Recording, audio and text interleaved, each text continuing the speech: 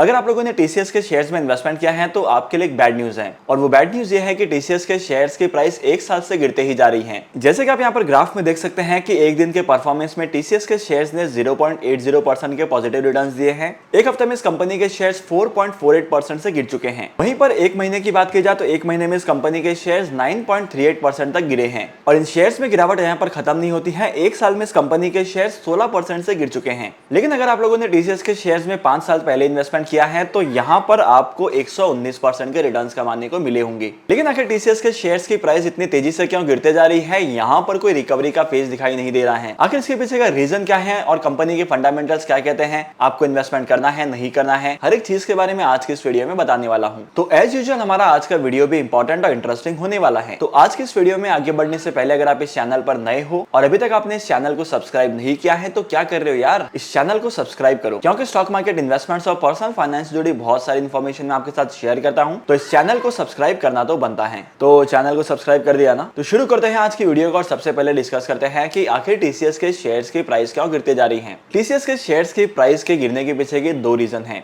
सबसे पहला रीजन तो है सिलिकॉन वैली बैंक का कोलैप्स करना। सिलिकॉन वैली बैंक के कोलैप्स करने की वजह से मार्केट में और भी बहुत सारे बैंक कोलैप्स कर चुके हैं। सिलिकॉन वैली बैंक के क्रैश करने की वजह से अमेरिका का सिग्नेचर बैंक भी क्रैश कर चुका है और अमेरिका के द रिपब्लिक बैंक में भी कोलैप्स आ चुका है। और इस चीज का इंपैक्ट दुनिया भर की इकोनॉमी पर पड़ा है और सिंगापुर के क्रेडिट स्विस में भी आपको इंपैक्ट देखने को मिला होगा, क्योंकि क्रेडिट स्विस की हालत भी कुछ ठीक नहीं चल रही है। और इन्हीं सारी चीजों का इंपैक्ट इंडिया के स्टॉक मार्केट पर पड़ा है और मेजरली आईटी सेक्टर की कंपनीज पर पड़ा है। अब यहाँ पर ना बहुत सारे लोगों को लगता है कि यूएस के बैंक्स कोलैप्स कर चुके हैं तो इसका इंपैक्ट इंडिया के स्टॉक मार्केट पर, खासकर आईटी सेक्टर की कंपनीज पर नहीं पड़ना चाहिए। लेकिन क्या आपको पता है स्टॉक मार्केट में, आईटी सेक्टर में जितने भी कंपनीज लिस्टेड हैं, इन सभी के पास जो मेजर प्रोजेक्ट्स हैं इनके ग्लोबल कंट्रीज से ही आते हैं। लेकिन मार्केट में अभी लिक्विडिटी नहीं है और यहाँ पर यूएसए के मार्केट में बहुत ही ज्यादा कैश क्रंच फेस करने को मिल रहा है। तो इसी की वजह से यूएसए के मार्केट में जितने भी कंपनीज हैं जो आईटी सेक्टर की जो इंडिया के आईटी सेक्टर की कंपनीज को प्रोजेक्ट्स देती हैं, उनके पास पैसों की कमी होने की वजह से यहाँ पर प्रोजेक्ट्स भी नहीं दे पा रहे हैं। और इसके अलावा मार्केट की करंट कंडीशन के हिसाब से जो डील फाइनलाइज होनी थी,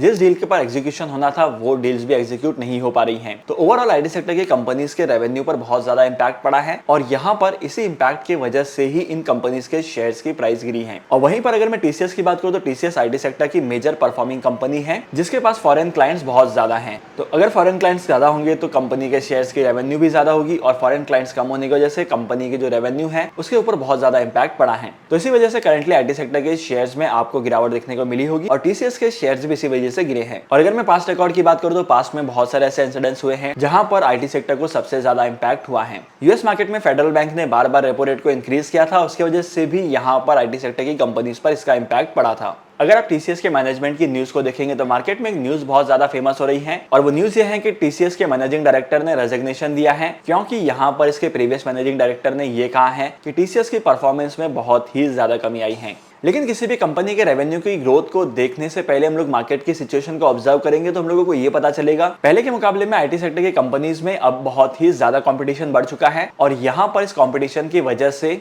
बहुत सारे आईटी सेक्टर की कंपनीज के रेवेन्यू पर भी असर पड़ा है, क्योंकि मार्केट में बहुत सारी कंपनीज हो चुकी हैं। तो अगर मार्केट में कंपटीशन टफ होता है तो प्रॉफिटेबिलिटी भी कम होती है और इन्हीं प्रॉफिटेबिलिटी की वजह से ही। लेकिन अगर टीसीएस के प्रॉफिटेबिलिटी को देखा जाए अदर कंपनीज के कंपैरिजन में तो यहाँ पर टीसीएस जो है अभी भी बहुत ज्यादा प्रॉफिटेबल है। तो मेरे हिसाब से तो कोई रीजन नहीं होता किसी भी टॉप लेवल मैनेजमेंट के पर्सन के रेजिग्नेशन देने का। बाय द वे आपका ओपिनियन क्या कहता है मेरे साथ जरूर शेयर करना कमेंट सेक्शन में। और इसी के साथ साथ अभी हम टीसीएस के फंडामेंटल्स को भी देख लेते हैं कि कितने ज्यादा स्ट्रॉन्ग है। अब जैसे कि आप यहाँ पर कंपनी के इनकम स्टेटमेंट को देख रहे हैं, यहाँ पर कंपनी की जो रेवेन्यू है वो इंक्रीज होते जा रही है, लेकिन आपको थोड़ा सा स्लाइटली डाउनफॉल भी दिखा होगा, क्योंकि जैसे कि मैंने आपको बताया है कि आईटी सेक्टर की कंपनीज के लिए मार्केट में कंपटीशन थोड़ा सा टफ हो गया है और इसी के साथ साथ मार्केट की कंडीशन के हिसाब से इनका जो इनपुट कॉस्ट है वो काफी ज्यादा बढ़ चुका है। तो कंपनी के रेवेन्यू में इस चीज का असर देखना तो सिंपल बात है। अगर आप कंपनी के इनकम स्टेटमेंट को प्रॉपर्ली ऑब्जर्व करेंगे तो यहाँ पर एक फैक्ट आपके सामने आएगा कि कंपनी का जो मार्केट शेयर है वो पिछले 5 सालों में इंक्रीज होते जा रहा है। लेकिन यहाँ पर भी कंपनी का मार्केट शेयर ज्यादा इंक्रीज नहीं हुआ है। पहले 31.24% का मार्केट शेयर था,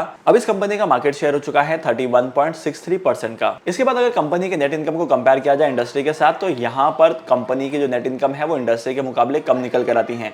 जहां पर इंडस्ट्री के नेट इनकम की ग्रोथ है 9%, वहीं पर इस कंपनी के नेट इनकम की ग्रोथ है 7% की। डिफरेंस ज्यादा नहीं है, लेकिन 2% का डिफरेंस भी बहुत ज्यादा मैटर करता है। इसके बाद अब हम चलते हैं कंपनी के बैलेंस शीट पर, और जैसे कि आप कंपनी के बैलेंस शीट को देख सकते हैं, यहाँ पर कंपनी के जो असेट्स हैं वो इंक्रीज होते जा रहे हैं। कंपनी के असेट बहुत तेजी से इंक्रीज होते जा रहे हैं, और यहाँ पर आपको दो चीजें पता चलेगी। पहली बात तो यह है कि जो कंपनी का डेट टू इक्विटी रेशियो है वो पिछले 5 सालों में इंडस्ट्री के मुकाबले बहुत ही ज्यादा है। जहां पर पिछले 5 साल का इंडस्ट्री का डेट टू इक्विटी रेशियो निकल कर आता है 12% का, वहीं पर टीसीएस का डेट टू इक्विटी रेशियो निकल कर आता है 5% के आसपास का, जो कि टीसीएस के लिए बहुत अच्छी बात है। अब सेकंड इंपॉर्टेंट चीज यहाँ पर यह है कि कंपनी का जो करंट रेशियो है वो भी इंडस्ट्री के मुकाबले बहुत ज्यादा है। अगर किसी भी कंपनी का करंट रेशियो ज्यादा होता है तो इसका मतलब ये होता है कि कंपनी फ्यूचर में बहुत ही ज्यादा प्रॉफिटेबल होने वाली है। अगर आप कंपनी के कैश फ्लो स्टेटमेंट को भी देखेंगे तो यहाँ पर जो नेट चेंज इन कैश है वो फिगर पॉजिटिव में है, और यहाँ पर जो फिगर हैं बहुत ही अच्छे हैं। सेकंड अब हम बात करते हैं कंपनी के चेंज इन वर्किंग कैपिटल की। अगर आप कंपनी के चेंज इन वर्किंग कैपिटल को देखेंगे तो यहाँ पर फिगर जो है आपको नेगेटिव में दिखेंगे। अब कंपनी के कैपिटल एक्सपेंडिचर की बात की जाए तो यहाँ पर कंपनी का जो कैपिटल एक्सपेंडिचर है वो हर साल 2000 करोड़ के आसपास का होता है। कभी 2700 करोड़ का है, कभी 3100 करोड़ का है। करंटली कंपनी ने 2995 करोड़ का कैपिटल एक्सपेंडिचर पर खर्च किया है।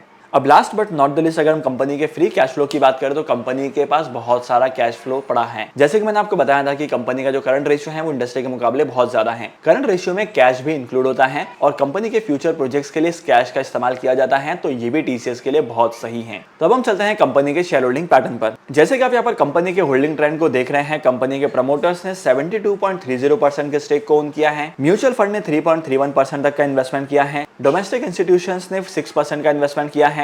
वहीं पर अगर मैं एफआईआईएस की बात करूं, फॉरेन इंस्टीट्यूशंस इन्वेस्टमेंट्स की बात करूं, तो यहां पर 13% के आसपास की एफआईआईएस की इन्वेस्टमेंट है, और रिटेल इन्वेस्टर्स ने भी 5 to 6% के बीच का इन्वेस्टमेंट किया है। तो कंपनी के फाइनेंशियल्स और कंपनी के होल्डिंग पैटर्न को देखकर तो ये लगता है कि अगर आप फ्यूचर में इन्वेस्टमेंट करते हैं लॉन्ग पीरियड ऑफ टाइम के लिए, तो यहाँ पर आपको बहुत ही अच्छे रिटर्न्स कमाने को मिलेंगे। और अगर आप लोगों ने टीसीएस के शेयर्स में ऑलरेडी इन्वेस्टमेंट किया हुआ है तो मैं आपको पर्सनली रिकमेंड करूंगा कि आपको आपके इन्वेस्टमेंट के स्टेक को बेचना नहीं है, आपको कंपनी के शेयर्स को होल्ड करना है, और कंपनी के शेयर्स आपको फ्यूचर में काफी अच्छे रिटर्न्स देंगे। और अगर आप लोगों ने टीसीएस के शेयर्स में इन्वेस्टमेंट करने की प्लानिंग की है तो ये बहुत ही सही टाइम है। करंटली टीसीएस के शेयर्स की प्राइस इतनी ज्यादा गिर गई है कि यहाँ पर अगर आप इन्वेस्टमेंट करते हैं तो आपको बहुत ही अच्छे प्राइस पर ये शेयर्स मिल रहे हैं। यहाँ पर आप अपने इन्वेस्टमेंट के कॉस्ट को भी कम कर सकते हैं। तो आई एम 100% श्योर कि आपको यहाँ पर इन्वेस्टमेंट करना है। डिमैट अकाउंट ओपन करने के लिए टॉप 3 ब्रोकर्स का लिंक मैंने आपको डिस्क्रिप्शन में दे दिया है, वहां पर जाकर आप डिमैट अकाउंट ओपन कर सकते हैं और स्टॉक मार्केट में इन्वेस्टमेंट करना स्टार्ट कर सकते हैं। तो आज के इस इंपॉर्टेंट वीडियो को यहीं पर खत्म करते हैं। मैं आपको मिलूंगा अगली वीडियो में नए टॉपिक के साथ, एक इंटरेस्टिंग टॉपिक के साथ। तब तक के लिए signing off, happy investing and good bye.